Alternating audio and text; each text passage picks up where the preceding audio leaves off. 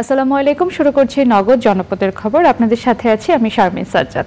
এখনকার এই সংবাদ আয়োজন একই সঙ্গে চ্যানেল আইয়ের ইউটিউব চ্যানেল এবং চ্যানেল আইয়ের ওটিটি প্ল্যাটফর্ম আই স্ক্রিনে লাইভ স্ট্রিম হচ্ছে। চলে যাচ্ছি মূল প্রসঙ্গে। সাভারে রানা প্লাজা ধসের 11 বছর আজ। ট্র্যাজেডিতে নিহতদের স্মরণে নানা কর্মসূচি পালন করছেন নিহতদের স্বজন, আহত ও শ্রমিকরা। সাভার বাজার বাস স্ট্যান্ডে ধসে পড়া ভবনের সামনে সকালে বিক্ষোভ মিছিল ও মানববন্ধন করেন তারা। বিভিন্ন গার্মেন্টস শ্রমিক সংগঠনের নেতাকর্মীরাও এতে যোগ দেন। মানববন্ধন ও বিক্ষোভ মিছিল শেষে তারা রানা প্লাজার সামনে অস্থায়ী বেদিতে শ্রদ্ধা নিবেদন করেন। 2013 সালের 24শে এপ্রিল সাভারে রানা প্লাজা ধসে নিহত হন অন্তত 1138 জন শ্রমিক, আহত হন 2438 জন। ট্র্যাজেডির 11 বছরেও দায়ী ব্যক্তিদের বিচার না হওয়ায় ক্ষোভ জানিয়েছেন স্বজনরা। টানা তীব্র তাপপ্রবাহে বিপর্যস্ত যশোর ও কুমিল্লা জেলা। গত 2 দিন টানা দেশের সর্বোচ্চ তাপমাত্রা চলছে যশোর অঞ্চলে। আবহাওয়া অফিস বলছে সহসা বৃষ্টি না হলে তাপমাত্রা আরও বাড়তে পারে। তীব্র তাপপ্রবাহের কারণে যশোরের বিভিন্ন হাসপাতালে ডায়রিয়া ও গরমজনিত রোগীর সংখ্যা বেড়ে চলেছে। যশোর 250 শয্যা জেনারেল হাসপাতালের সব ওয়ার্ডে নির্দিষ্ট আসন সংখ্যার রোগীর চেয়ে প্রায় 3 গুণ রোগী ভর্তি হয়েছে। রোগীদের চাপ অতিরিক্ত বেড়ে যাওয়ায় অধিকাংশই হাসপাতালের ফ্লোর ও গেটের সামনে চিকিৎসা নিচ্ছে।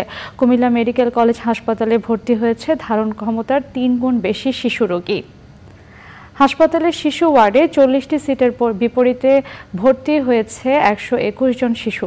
পুরো হাসপাতালে 500 সিটের বিপরীতে চিকিৎসা নিচ্ছেন 1287 জন রোগী।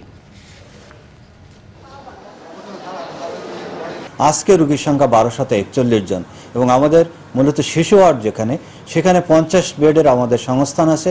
সেখানে আমাদের প্রায় 125 জন রোগী এই মুহূর্তে ভর্তি আছে। মূলত ডায়রিয়া, নিউমোনিয়া, বমি, তীব্র জ্বর, চর্মরোগ, জ্বরের সাথে খিঁচুনি এবং অনেকেই 24 ঘন্টা তাদের প্রস্রাব বন্ধ আছে। এই সমস্ত রোগগুলো কিন্তু মূলত আমাদের শিশু ওয়ার্ডে ভর্তি হচ্ছে। উপজেলা নির্বাচন অবাধ, সুষ্ঠু ও গ্রহণযোগ্য করতে নির্বাচন কমিশন প্রয়োজনীয় সব পদক্ষেপ নেওয়া হবে বলে জানিয়েছেন নির্বাচন কমিশনার আনিসুর রহমান। 6ষ্ঠ উপজেলা পরিষদ সাধারণ নির্বাচন উপলক্ষে চট্টগ্রাম নগরীর পিটিআই মিলনায়তনে আইন শৃঙ্খলা বাহিনীর মাঠ প্রশাসনের কর্মকর্তাদের সাথে মতবিনিময় সভায় একথা বলেন তিনি। চট্টগ্রাম বিভাগীয় কমিশনার তোফায়েল ইসলামের সভাপতিত্বে মতবিনিময় সভায় পুলিশ কমিশনার কৃষ্ণপদ রায়, চট্টগ্রাম বিভাগের ডিআইজি নূরে আলম মিনা, চট্টগ্রাম জেলা প্রশাসক doctor Abul Bashar Mohammad Fakhruzzaman, police super SM Shafiullah ও অন্যরা উপস্থিত ছিলেন। নির্দেশনা থাকবে যে প্রিজাইডিং অফিসার তিনি সিদ্ধান্ত যা নেওয়ার নিতে পারবেন। ওখানে ইচ্ছা করলে ওনার যদি নিয়ন্ত্রণ বহির্ভূত হয় উনি ভোট গ্রহণ বন্ধ করে দিবেন এবং যতবার দরকার ততবার আমরা ভোট গ্রহণ করব। আমাদের অবস্থান হচ্ছে আমরা 7ই জানুয়ারি দ্বাদশ জাতীয় সংসদের যে নির্বাচন করেছি সেই নির্বাচনের চেয়ে নিচে নামার কোনো সুযোগ নেই।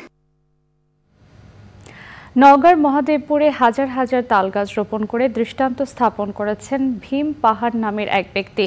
1 যুগেরও বেশি সময় ধরে বিভিন্ন সড়কের দুপাশে গাছ রোপণ করছেন তিনি। জলবায়ু পরিবর্তনের বিরূপ প্রভাব মোকাবিলা ও প্রাকৃতিক ভারসাম্য রক্ষায় এমন দৃষ্টান্ত এলাকাবাসী সহ সবাইকে আরো উদ্বুদ্ধ করবে বলেছেন স্থানীয়রা। ইমরুল কায়েসের তথ্য, ভিডিও চিত্রে আফরোজা হাসির রিপোর্ট। নওগাঁর মহাদেবপুরের ভীমপুর ইউনিয়নের চ্যাংকুড়ি থেকে লক্ষ্মীপুর, জালালপুর, রসুলপুর, গণেশপুর ও তেপাইন সহ বিভিন্ন গ্রামীণ সড়কের দুপাশে শোভা পাচ্ছে সারি সারি তালগাছ। প্রকৃতির প্রতি ভালোবাসা থেকে মাত্র 16 বছর বয়সে তালগাছ রোপণ শুরু করেন ভীম পাহান। তার রোপণ করা প্রায় 10,000 তালগাছ মাথা উঁচু করে দাঁড়িয়ে রয়েছে। শুধু রোপণই নয়, গাছের পরিচর্যাও করেন তিনি। আমি 2 পাশেই গাছ লাগাই, আমার 3 মিটার গাছ লাগে, ভালো লাগে। এখন গাছগুলো তালের গাছ লাগাইছি 2 পাশে, গাছগুলো বড় বড় হয়েছে, খুব ভালো লাগে। সুন্দর হয়েছে গাছগুলো, দেখার ইচ্ছাও হয়। উনি আমাদের এই রাস্তা 2 পাশে তাল গাছ বহু লাগাইছে, তো এতে আমাদের বজ্রপাত হাতে আমরা অনেক উপকৃত। এখানে করে তাল বীজ মাঝে মধ্যে বিভিন্ন রাস্তা ঘাটে লাগাতে একজন আদিবাসী সম্প্রদায় তার সচেতনতায় আমরা কিন্তু আকৃষ্ট তার প্রতি। শোভাবর্ধনের পাশাপাশি মাটির ক্ষয়রোধ, প্রকৃতি ও পরিবেশের ভারসাম্য রক্ষা এবং ক্রমবর্ধমান বজ্রপাত রোধে গুরুত্বপূর্ণ ভূমিকা রাখছে এসব তালগাছ। বজ্রপাত ঠেকানোর জন্য তাল গাছ খুব উপকারী। দুই ধার যে পানি পড়ে রাস্তা ভেঙে যাওয়ার উপক্রম হয়, সেই জায়গায় তাল গাছ লাগানো থাকে, সেই রাস্তাটা নিশ্চিত ভাঙনের মুখ থেকে তাল গাছ রক্ষা করে। আর প্রাকৃতিক সৌন্দর্য দিয়ে তাকালে তো আছেই, তাল গাছ এক পায়ে দাঁড়িয়ে উপরে আকাশে। এই যে তাল গাছ নিয়ে আমাদের কত সাহিত্য আছে, কাজে একদিক দিয়ে সাহিত্য, সংস্কৃতি, বিজ্ঞান সব দিক দিয়ে এই তাল গাছ আমাদের কাছে উপকার করে। বর্তমানে যে গাছগুলো রসুলপুর রোডে আছে, নিঃসন্দেহে একটা জাতীয় সম্পদ। যেহেতু তাল গাছগুলো আমাদের বজ্র নিরোধকের কাজ করে, নিঃসন্দেহে গাছগুলো পরিচর্যা করে বেড়ে উঠুক, এটা আমরা কিন্তু চাই। জলবায়ুর অভিঘাত মোকাবেলা সহ প্রাকৃতিক দুর্যোগ থেকে বাঁচতে গাছ রোপণের বিকল্প নেই বলছেন পরিবেশবাদীরা। আফরোজা হাসি, প্রকৃতি ও জীবন ডেস্ক, চ্যানেল আই। প্রিয় দর্শক, এই ছিল নগর জনপদের খবর। পরবর্তী কৃষি সংবাদ দেখার আমন্ত্রণ জানিয়ে শেষ করছি। ধন্যবাদ সবাইকে।